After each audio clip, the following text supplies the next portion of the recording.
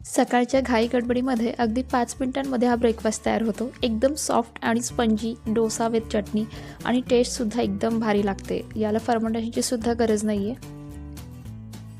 तर बॅटर बनवण्यासाठी 1 कप रवा, 1 कप दही आणि थोडं पाणी मिक्सर जारमध्ये घालायचं आहे. थोडे भिजलेले पोहे घालायचे आहेत आणि याला स्मूथ ग्राइंड करून घ्यायचं आहे. अशा कन्सिस्टन्सीचं बॅटर आपल्याला हवं आहे. आता चटणी बनवूयात. चटणी बनवण्यासाठी सर्वात अगोदर तेल घालायचं आहे. यामध्ये जिरं, कढीपत्ता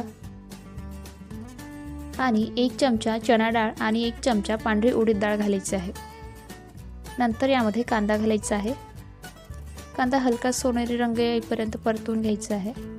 यामध्ये 3 ते 4 लसणाच्या पाकळ्या घालायच्या आहेत. 1 टोमॅटो घालायचा आहे. परतून घ्यायचं आहे.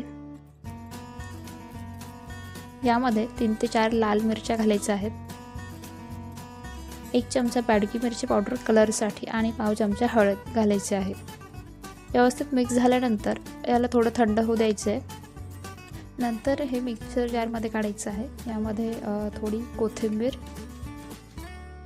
चवीपुरतं मीठ आणि थोडं पाणी घालायचं आहे आणि चटणी ग्राइंड करून घ्यायची आहे. आता चटणीला तडका द्यायचा आहे.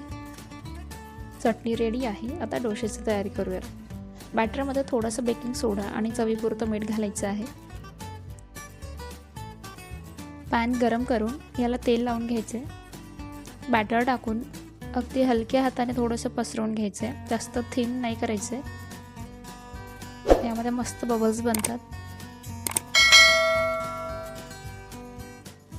वर थोडंसं तेल टाकूया आणि रेडी आहे आपला स्पंजी डोसा. एकदम सॉफ्ट आणि स्पंजी बनतो हा.